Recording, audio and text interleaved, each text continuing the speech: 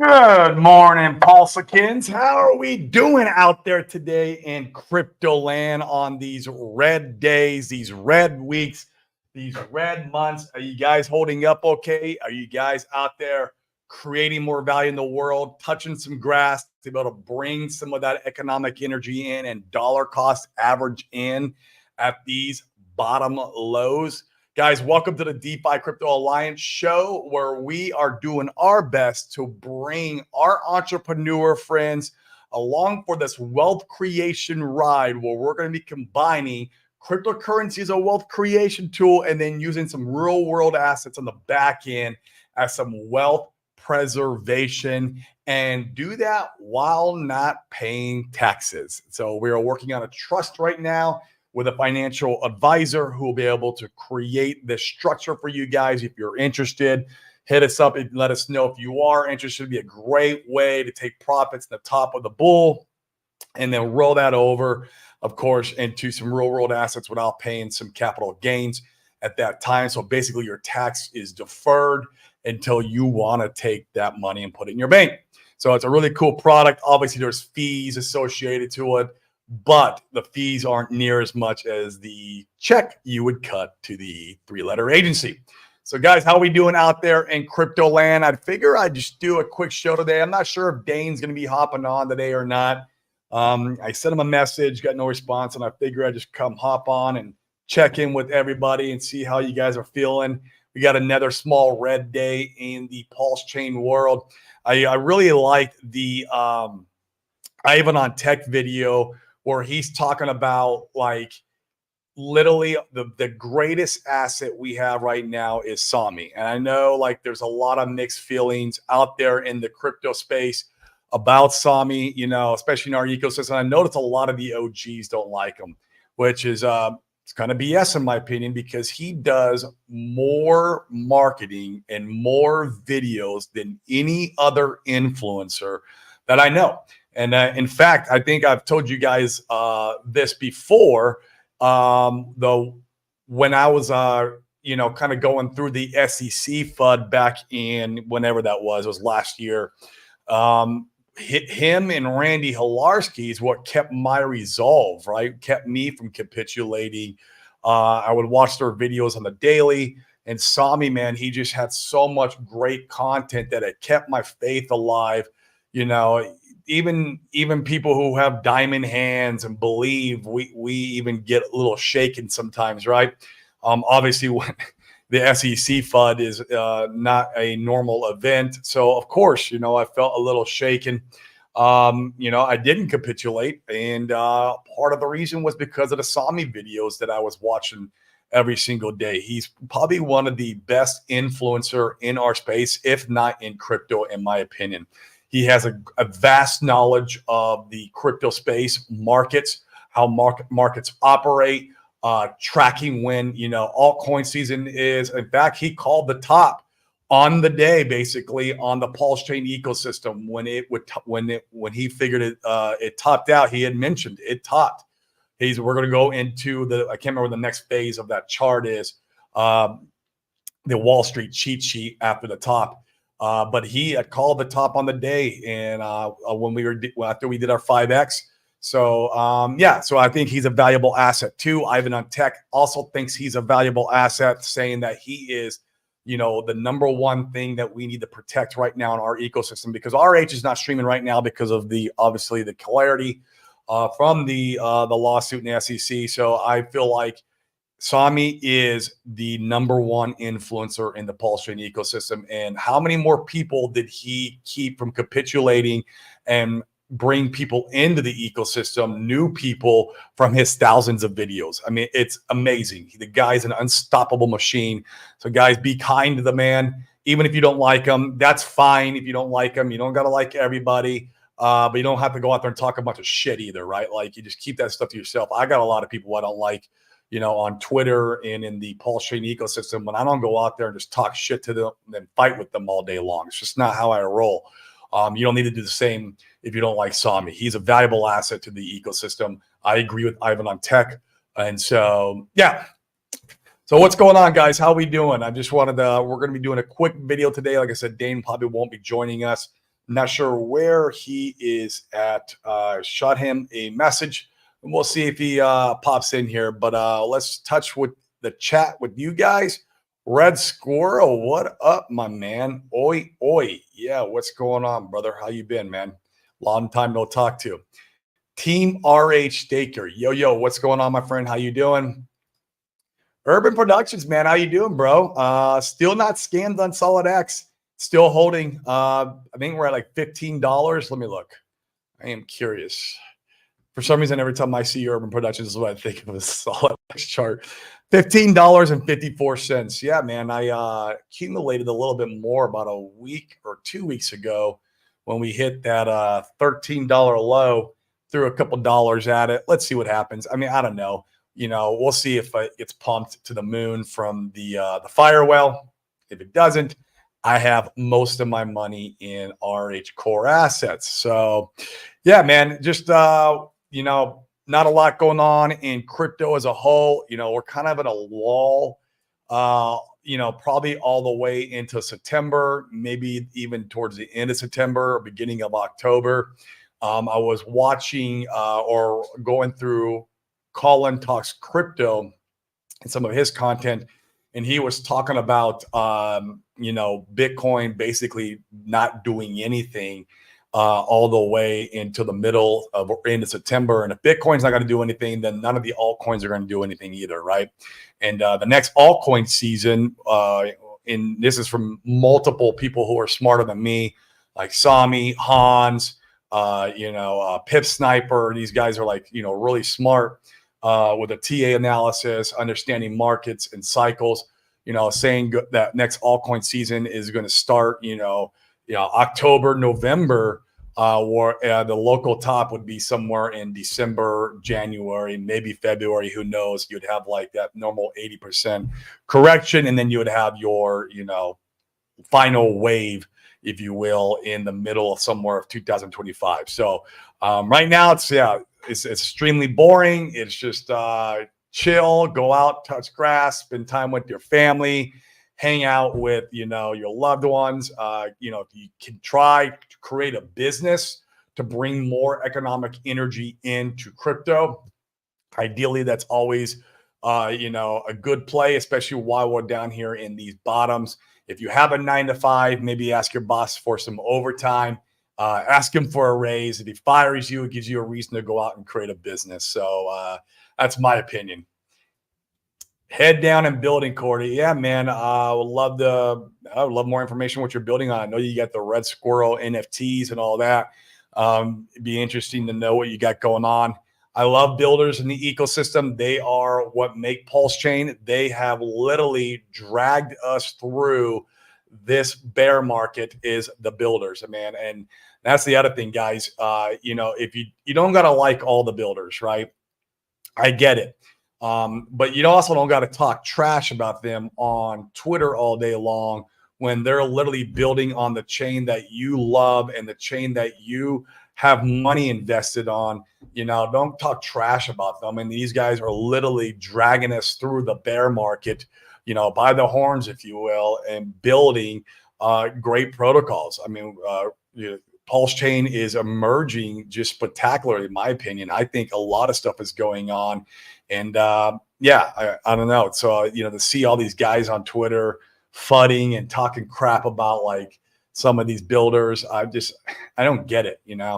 Go to another chain, right? Go somewhere else where there's all these VCs and these unlocks and everything else. I mean, I feel like we have the fairest playground that you can play on is in PulseChain. I just don't understand. And like I said, there's other ecosystems. You don't have to like our ecosystem. You could have started in our ecosystem, invested, and you can go to other chains. I mean, Solana obviously is like the meme coin chain right now. I mean, be careful. You can get rugged really easy. It seems like 9 out of 10 coins launching over there are rugs. But I mean, you can go over there and start building, right? And hopefully you can get some traction. But you don't have to stay on PulseChain if you don't like it.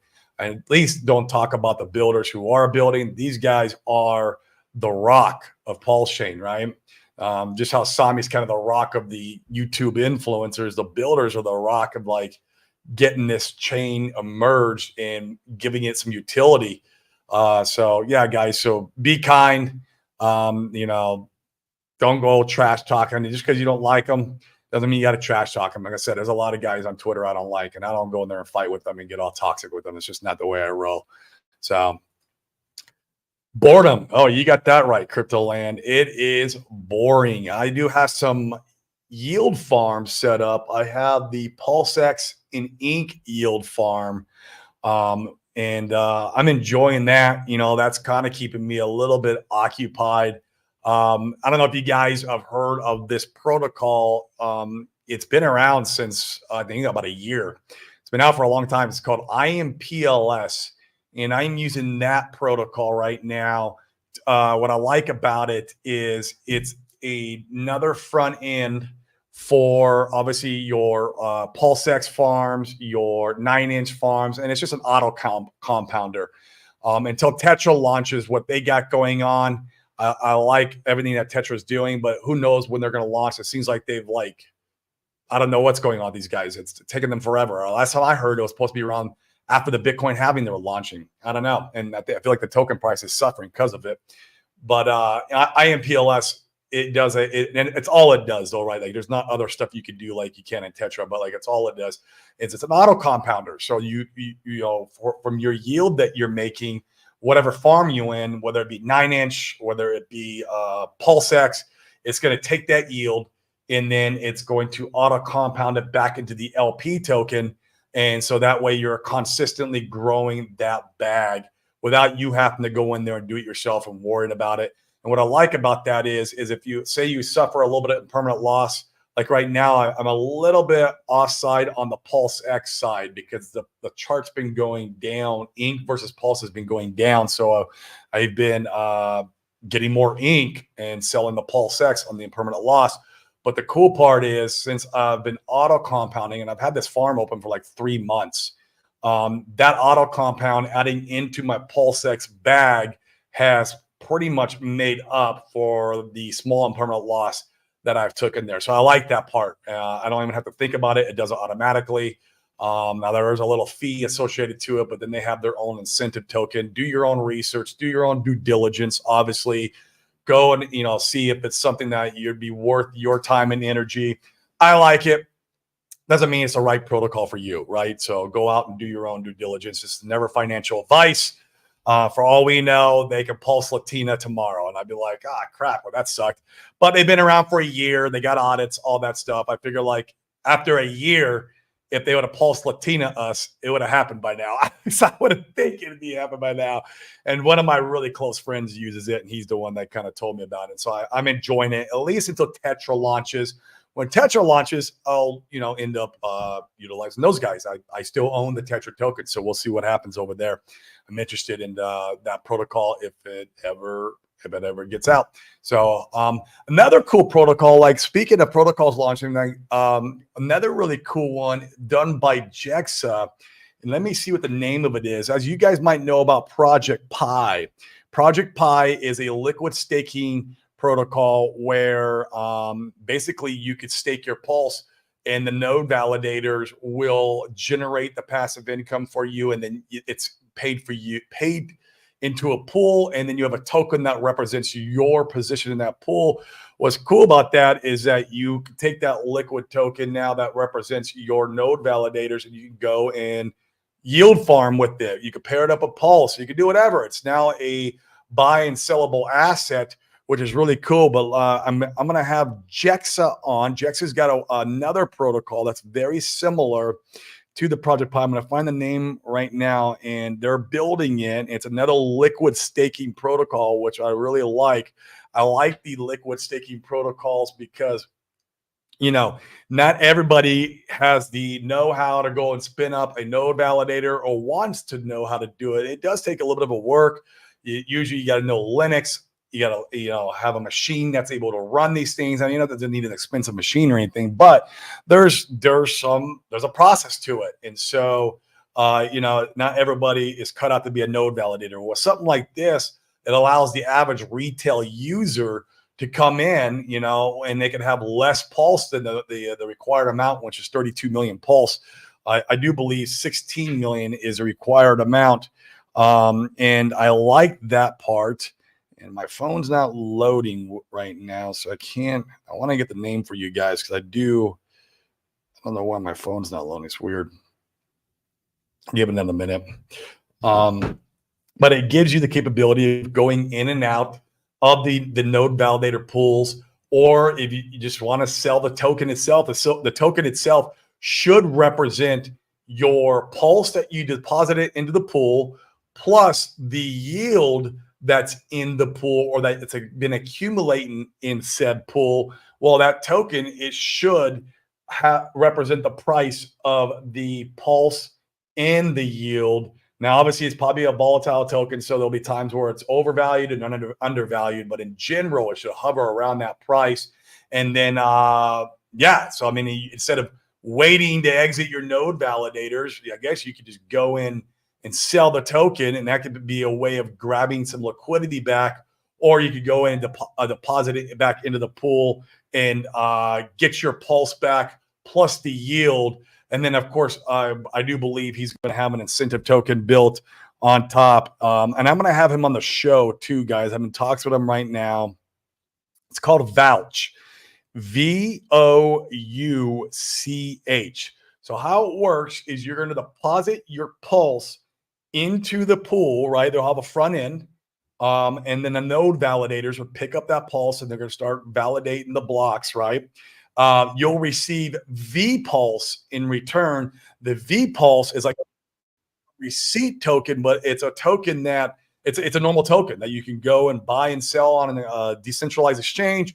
You could create a liquidity pool. You might be able to, farm if like 2Fucks goes and opens a pool. And in fact, I do believe they are in talks with him about opening up a pool. But these liquid staking derivatives, guys, are kind of the new buzz, I feel like, in this market cycle. And if we can get more of these on PulseChain, well, this shows, we're growing up. We're big boys over here. And we got some cool stuff that's coming that allows people, they either doesn't want to run a node validator and go through the headache. Maybe they have a lot of pulse. Doesn't matter. They're like, oh my God, I am not going to spin up a server and learn all this jargon that I have to like input in. Or for somebody who just doesn't have the amount of pulse, right? Like not everybody, especially when pulse starts pumping, is going to be able to afford 32 million pulse.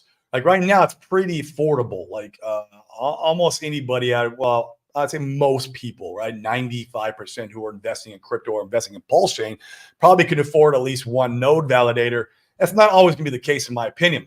So that's where this stuff really comes in, where, it gives them the ability to make some yield on their pulse and not have to put up with all the headache of spinning up the node validator, updating the clients. I did it, guys, on V4.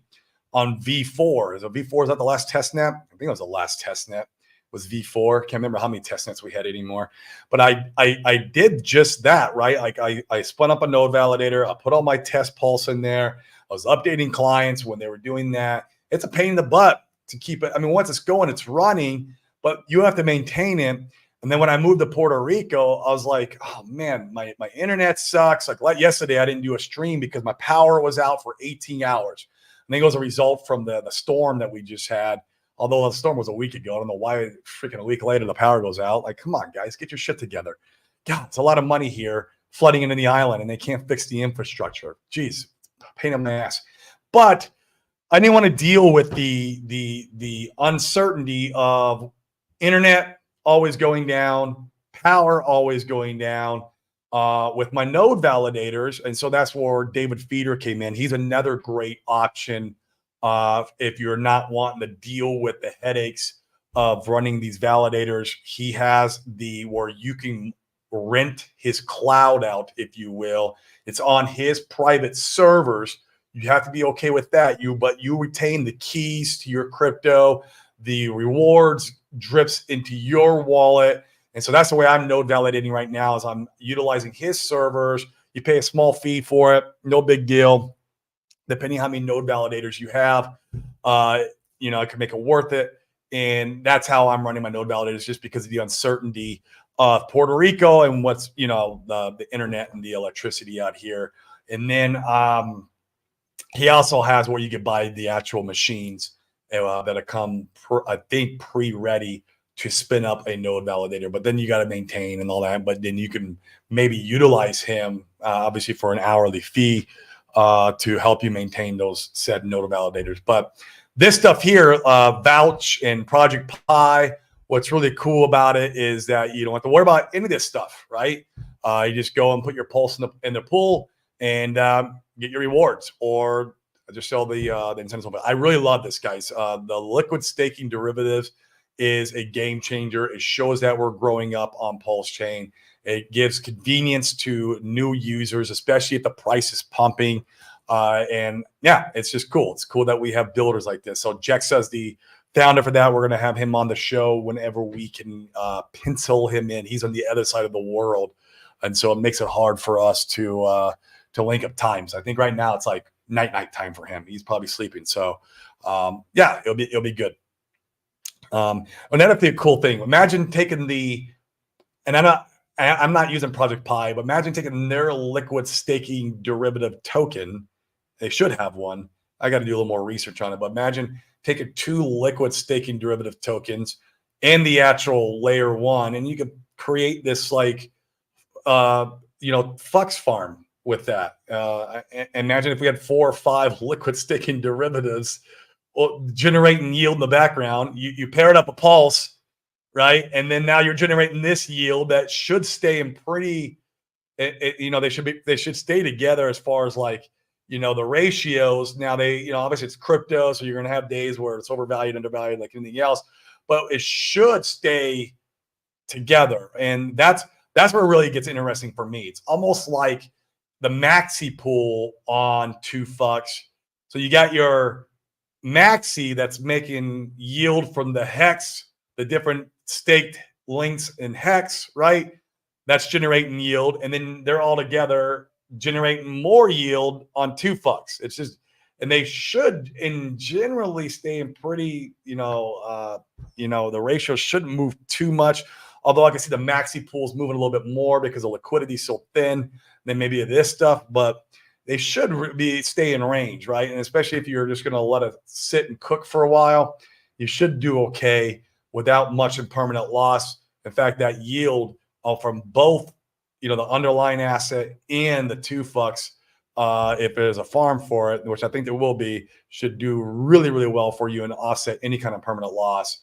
So I'm definitely interested. I've been talking about it for about 10 minutes. I'm excited about it. So yeah, it'd be cool to pair these up with all these other liquid staking derivatives. And yeah, it'd be a lot of fun. So, all right, let's go back to the chat. Trinity, collab between myself, Sloth, and Hexecutioner. Yeah, I love all those guys. Sloth's an awesome person, man. He's also does a lot of YouTube, a lot of great content. It's like the liquidity providing king, right? I've learned a lot of stuff from him. And the Hexecutioner, man, I remember him back from the Hedron and Icosa days. He was like in the chats, running the Telegram chats, man. Good dude. Really good dude. This is the boring phase. Yeah, man. Just go and create some yield farms, dollar cost average in, go create real value in the world, bring that real value back. This is when you're supposed to be buying, right? Historically, this is when you buy, is when it's most boring. It's running sideways. Might, go down a little bit because of full moons or whatever else, or because Soda Chronicles on Twitter says. I tell you guys, I feel like we take price drops when Soda Chronicles calls the price drop because it's self-fulfilling, right? Like then everyone runs to their computer and sells. And I don't know if that's the actual, but it seems like that's the case when I observe it. But maybe he's just good at calling the drops. I do like his content, so I'm not talking trash about him or anything. He does provide value, in my opinion, to the community. So, but yeah, extremely boring phase. Do you think it will be a repeat of the BTC ETH altcoin pump cycle? Yeah, man. I mean, here's the thing.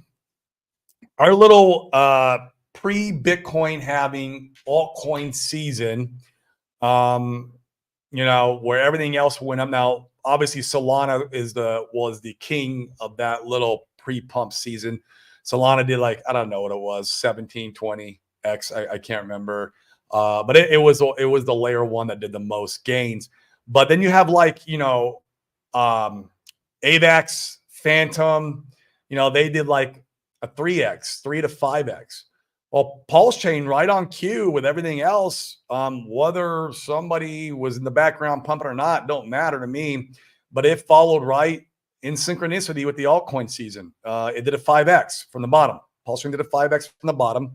And PulseX did like, I don't know, it was good. It was like between like a 9 to 13x. I can't remember what it was exactly from the bottom, right? And then Ink did the most. It was like 17 to 20x, and that's probably because it was the most undervalued. Like people were selling that thing down when we're in that bear market there, all the way down to 40-something cents, man. I wish I would have gone heavy then. That's all right. I got a bag now.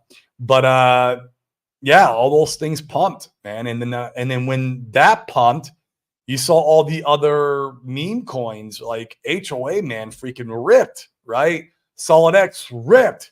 One could argue, oh, well, that was because Fire was pumping it. Don't matter, man. It's falling right in line with the rest of the cycle. And now everything's low, and he can pump it right now, but he's not because it's the timing. But a lot of meme coins were ripping on top of PulseChain. And if you were in the right ones, you could have made some pretty good money. Teddy Bear is another one. Obviously, PDI did a freaking 5,000x. Like, what the hell? Like, what? That's just insanity to me, right? So I mean, we're anything but dead. I mean, it's crazy. There's a lot of opportunity right now on PulseChain. We're just in that boring in between altcoin seasons. So it seems like we are going to move with altcoin season. We did it the first time. We'll see if we do it the second time. I think the second time, what could really facilitate this is obviously RH and his court case, getting some clarity there. Him streaming again would be cool if he was streaming after there was clarity in the court case. And then, we need ETH. We need ETH to go. That's probably the biggest factor. I would say Ethereum is going to initiate an altcoin season in all these different layer ones, even the ones that are not too interesting, like Kronos, something like that. I believe that we will see the altcoin season pump at the end of the year. And I feel like we'll follow suit just because of all the stuff that's lining up with PulseChain. So yeah, we're just a big leverage play on ETH, man. That's it. What up, Tin Top, man? How's that heat out in Arizona, man? Yeah, it's brutal. I think I'll be out there, man, in December, which is a good time to go to Arizona, right? You go to Arizona in December, and that's when it's the coolest, and that's when, we'll probably be out there for a month. So if you want to go out and have some lunch, man, we'd love to meet up with it. Oh, there he is. What up, Dane? How you doing, Corey? Doing great. I'm sorry I'm a little late. I'm working. I had a really great call. And one of the things, I mean, you guys know us. We talk about this all the time, but gosh, we're trying really hard to integrate with other communities, typically outside of cryptocurrency, to teach them about the opportunity here and what's going on. And just got off a really cool call with a guy. They specialize in helping people pay off their mortgage early. So they have 5,000 community members, and their goal is to help them pay their house off in 10 years or less. And so we had an hour and a half long conversation about crypto, about how to approach it, about how to mitigate risk and manage things well. And he was really interested. And so we have a follow-up call next week and see if there isn't some ways that we could start getting some of them integrated. So really exciting. That's great, man. I love that, especially since he has a community that we might be able to tap into also, right? Like and onboard some of those guys. A lot of people to serve, right? A lot of people to serve. Yep. That's amazing. We're just I just decided to do a quick show, talk about how I really liked how Ivan on Tech said Sommi is our most valuable asset right now. And I agree. I agree 100% cold-heartedly. He is our most valuable asset in PulseChain until RH returns. Again, that's just my opinion. I even told the story, like, when the SEC FUD happened last year, like I remember my stomach like turning to a point where I wanted to throw up And I questioned, whether or not I was doing the right things or not with my investments. And it was through his videos. It was also through Randy Hilarski. I give him a shout out and give him credit too. But it was Sommi, man. Sommi helped me keep my resolve. Like, Agreed. brought me Yeah, through me too. there. Yeah. So I don't know why some people trash him, where he does the most marketing, the most onboarding through YouTube. I don't know if he's the most onboarding in general, but definitely through YouTube.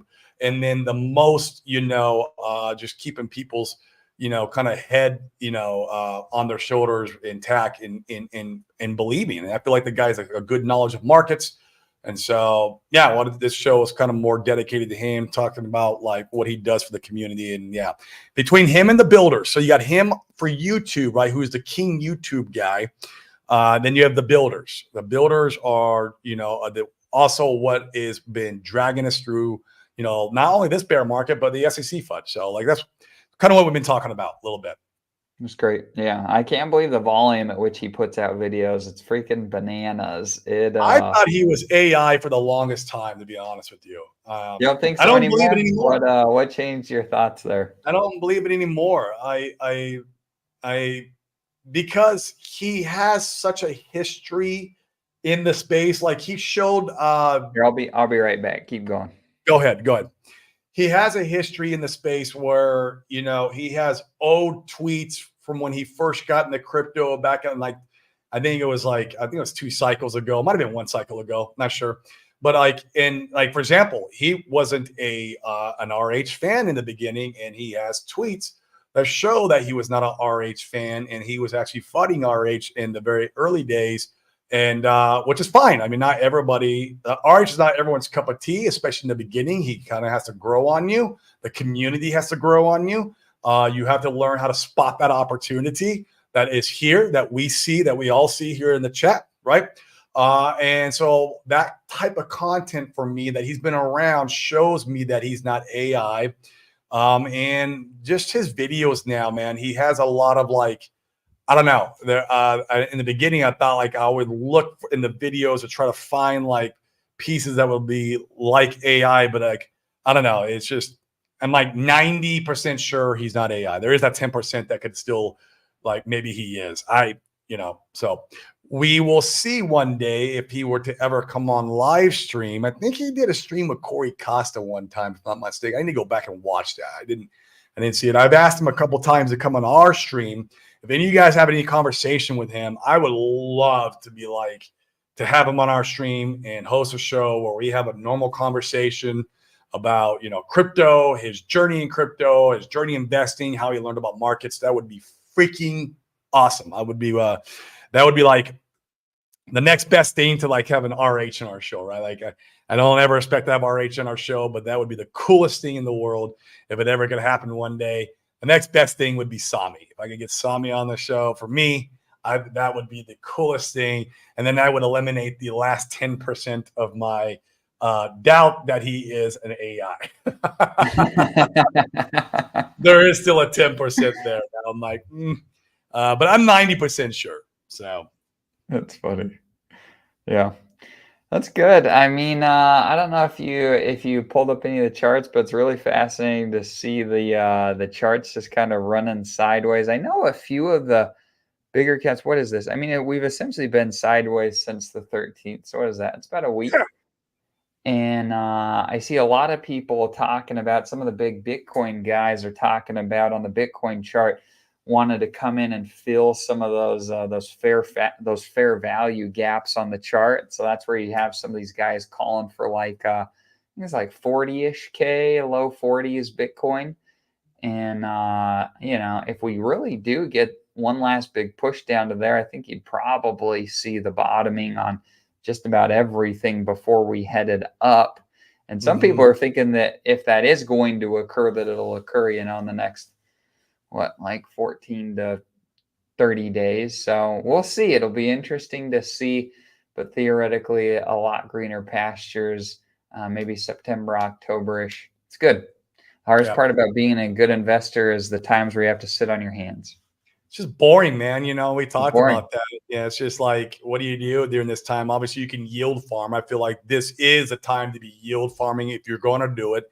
Be careful. You can get wrecked. This is never financial advice. I'm not a financial advisor, right? Like, this is what I do with my money. But like, you got to be careful. But yeah, it's yield farming when things are running sideways.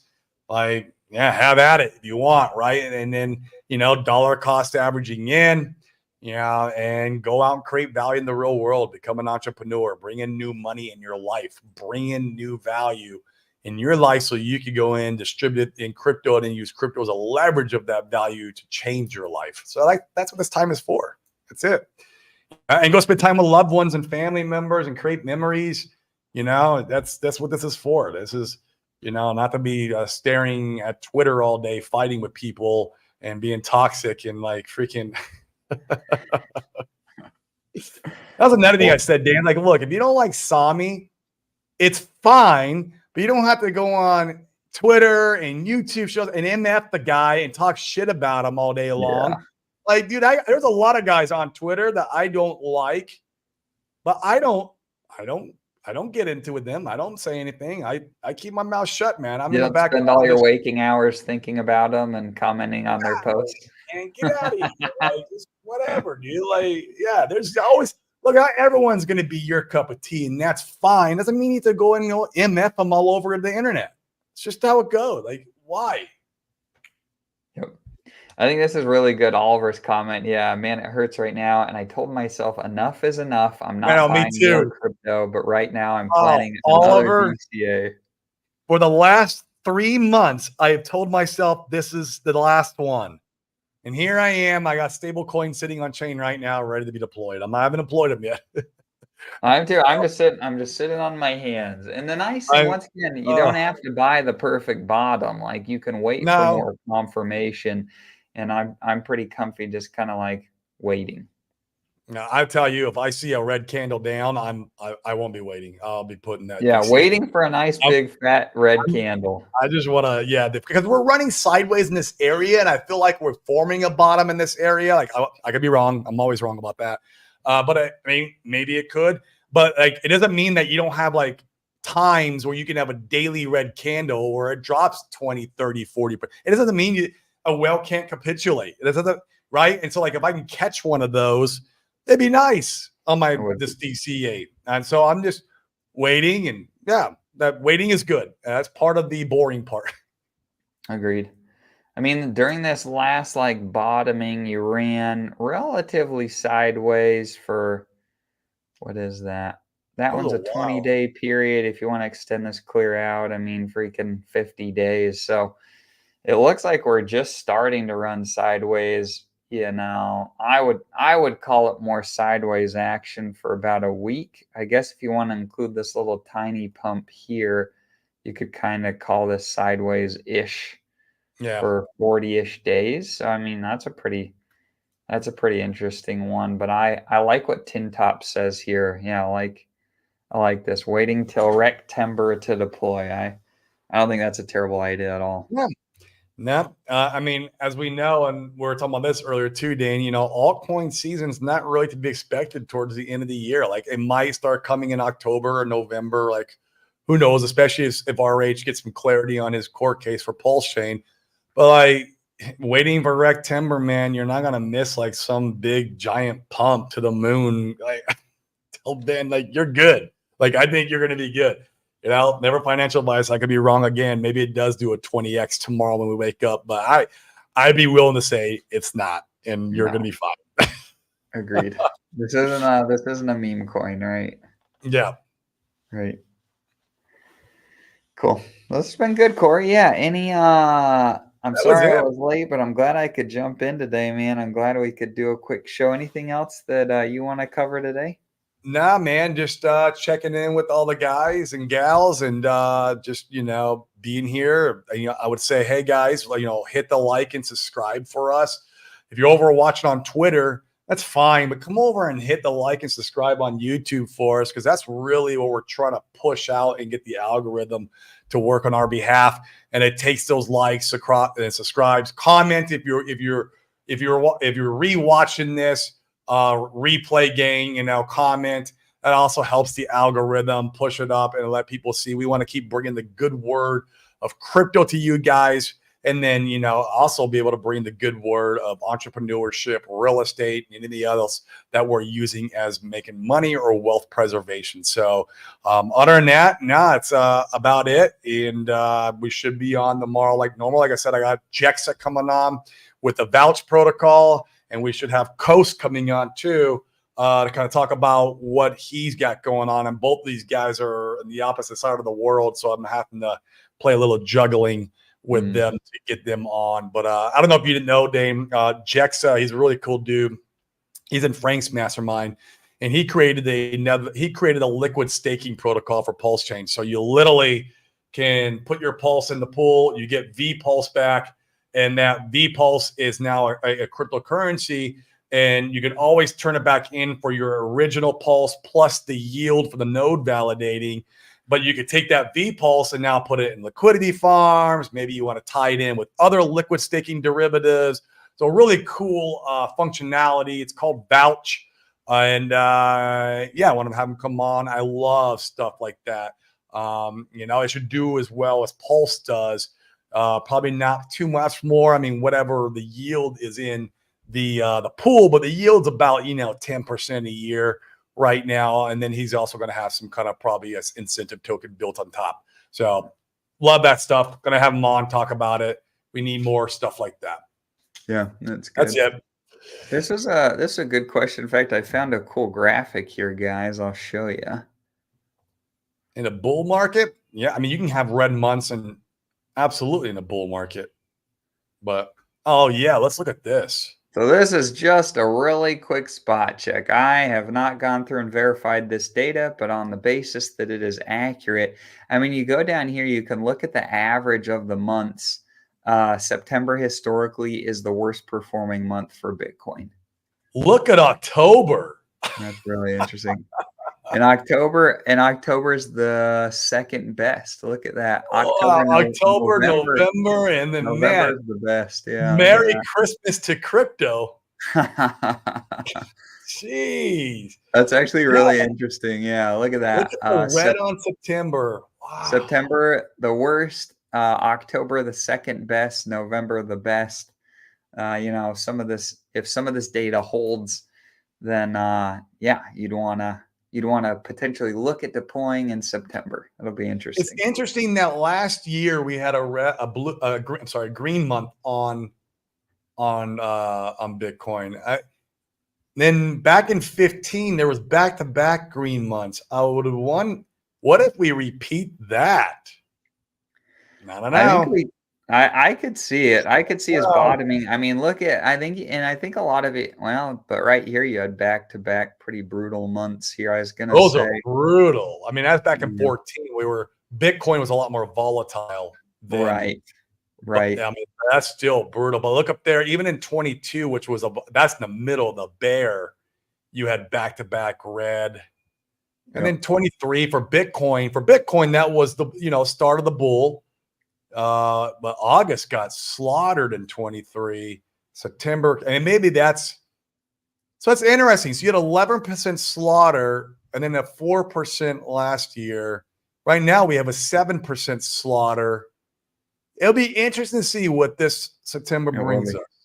And this is it's pretty fascinating. I mean, what is this? 1, 2, 3, 4. But October. The last 5 years in a row, October's been a real good. Bring it on.